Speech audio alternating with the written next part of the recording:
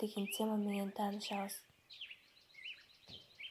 Сабактын максаты тема боюнча маалымат аласыңар, сынчыл ой жүгүртүүгө көнүгөсүңөр, ынтымактуулукка, сабырдуулукка тарбияланасыңар. Мээримдүү канаттуулар. Канаттуунун уясы касиеттүү көрүнүп, менин ага кызыкканымды билип, энем ар дайым эскертет. Уяга колуңду тийгизбей жүр, энеси жумурткасын баспай коет.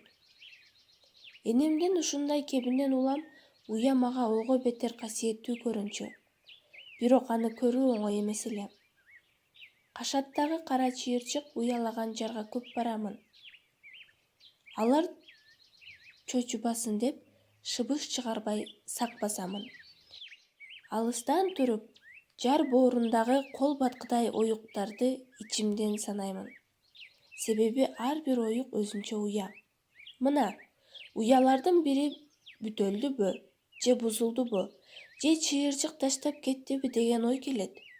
Көрсөм, мен жөн эле чочулайт экенмин. Четтен кырсык болбосо, жар боорундагы уя бузулбай тура. Бир жолу обочодон абайлап турганымда четки уядан чыйырчык учуп чыкты. Ошол замат так төбөмдөн ушуу эткен коркунучтуу дабыш угула калды. Кайдан жайдан жетип келген ителги чыйырчыкты шап илип алып, туура жакка сыпылдай учту.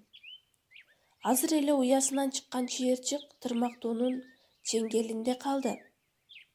Эми балапандары чыкпай калат деп үйгө ыйлагыдай болуп келдим. Аянычтуу окуяны угуп, энем мени сооротtu. Тырмактууга чыйырчык жем, азуулууга чаарчык жем. Тагдыр ошондой, балам. Эми анын уясын басып, балапанын чыгарчусу бардыр. Көп кечикпей мен жарга келдим. Уя баскан чыйырчыктын төбөсү же тумшугу көрүнчү мурда. Азыр да четки уядан ошондой тумшукту көрүп кубанып кеттим. Энем басып чыгарчусу бардыр дебеди беле. Чын эле жетим уяда чыйырчык бөжүйт.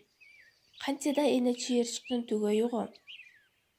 Ошол замат үйгө келип, көргөнүмдү энеме айттым.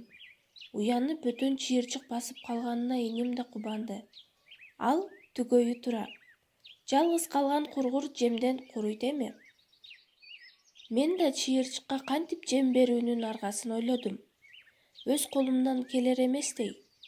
Бир айылдын балдары кеңешип, ошол уяга жеткидей окуруктун учуна калай челекче бекиттик. Ага көпөлөк, курт, чымын салдык. Анан аны жар бооруна тикесинен жөлөп койдук. Албетте, биз койгон жем чыйырчыкка азык болду дечи. Күндөр өткөн соң уянын четинен сары ооз балапандар көрүнгөн кезде кызык окуя болду.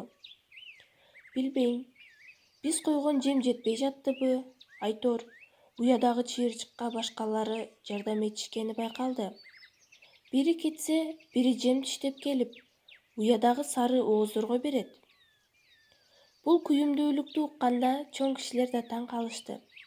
Анан башына оорук келгенде биз кишилер ушул чыйырчыкчалык жардам этебизби?